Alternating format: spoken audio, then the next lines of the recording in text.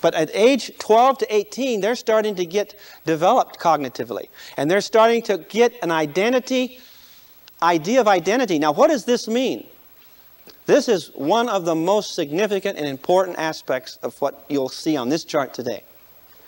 And that is this, that as they look at identity, they're going to try on all kinds of roles. It's got nothing to do with hating mom and dad. It's got nothing to do with being disloyal to you.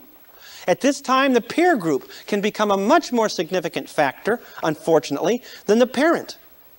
And the reason for that is that the biological clock is going. What we call puberty starts at about 12, okay? That's when they get all goofy. I don't think my son, one of them, smiled for 3 years. He had braces on his teeth and he hunched over, walked around. He had a frown on his face for 3 years. He come back human about 17 or 18. But for that time in there, he was somebody else. He didn't know who he was. But this is where these kids start to figure out who they are. Who am I? And I am who I am because of what I believe and what I think and what I feel. I. It's not what mom and dad think. It's not what mom and dad believe. And some kids that got a lot of spunk, they're tired of mom and dad telling them what to do. In fact, they're afraid of mom and dad telling them what to do because they're not developing. They don't feel like they're getting big. And if you say blue, they say what? Green. And if you say up, they say what? Down. And they're making a statement that I'm a different person. I have a right to be different. I am different. I feel different. And at this point in time, they try on all these different roles. And some of those roles are very rebellious. Some of those roles aren't really for real. They're just trying them on. But they are deciding some of the very deep existential problems of their lives. Of who am I? Who am I? What do I believe? What's my non-negotiable self? Who am I really? And what do I think and what do I feel? No, Dad, be quiet, Dad. I know what you think. I know what you feel. I've heard it for 18 years. Mom, I know what I should do. Anybody ever hear anything like that? Will you get off my case? Now, at once, they want to be connected to mom and dad. On the other hand, they want to be what? Separated. And they're growing up. And this is biologically necessary. And sometimes the bond is so tight that the only way that kid can separate is by a rupture.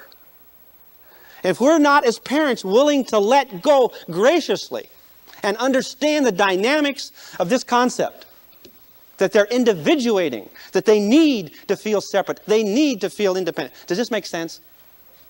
And if we hang on and smother, okay, not mother, but smother, and we're on to them and we're controlling and we're telling them what to think and telling them what's right and do this and do that and it's green, not blue, and it's Republican, not Democrat, or whatever that might be, they don't feel that they have the agency, the right, the ability, the freedom, the space to solve this problem of who they are. Now, I can say to my son, this is what I believe. And this is how I feel. And this is why I think I feel this way. And this is what I treasure.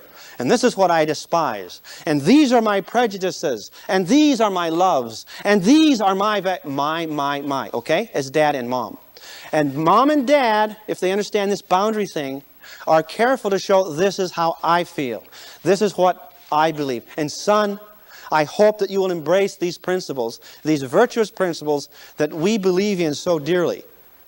That these are the principles of integrity and honesty and sacrifice and loving and kind stuff, not selfishness. And these are the characteristics that we treasure, and these are the things we have found that bring us happiness. Now, you're free. You're going to have to look at this. You're going to have to decide what you believe. You're going to have to decide how you feel about stuff. I know how I feel as your dad. But you have the right, the sacred right, to be a person, to believe and to think and to feel what you want to feel. Is that scary? Because every time I did it, my kid would screw up. I'd sit back there nobly and say, son, this is your decision. And what did he do every time? I says, forget that nonsense. As soon as you're smart enough to know what to do, then I'll give you your freedom. How does that solve it? Somebody talked about writing a book on free agency and how to enforce it. Okay, I love that. See, we're willing to go along with this ridiculous program that we're presenting today as long as the kids do everything they're supposed to do. As long as their identity conforms with what we think that identity should be. And these are our kids, and by golly, if I've done a good job as a parent, those kids should be exactly what I want. Isn't that true? Hogwash. If you think that, you're from another planet. You haven't been watching what's been going on. Do you understand that there needs to be an underlying sense of great respect for this humanness, this beingness of this other person? Do you understand? That there's a sacredness that you as a parent, just because you're a parent, have no license to infringe over those boundaries. I think we can say this is what I believe, this is what I think, but it's up to you to decide. I think we're too anxious to see that the kids do it right. Now, of course, I didn't make any mistakes as a child or as a teenager. I didn't make any. I had it all figured out, right? Did you make some? Yes, you did. Now, does a child have the right to make some mistakes?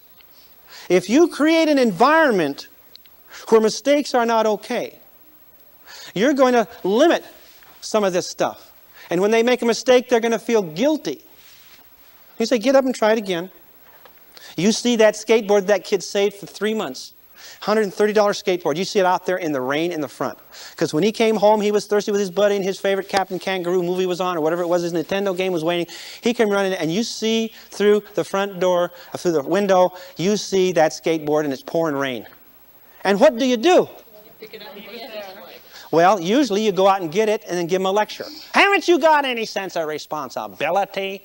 When I was your age, I walked to school 5 miles uphill and back uphill in 4 feet of snow. And I never left my skateboard out. Not one time. And I milked 500 cows in the morning before I left. And they're saying, yeah. What if you just left that skateboard out there and unfortunately in the morning it's gone? Do you think that kid's going to learn more saving for another skateboard than 500 lectures from you? I promise you they're going to learn from that. And they can be really upset. But who can they be upset with? But we nag and we nag and we nag. All right. Do you get an idea here?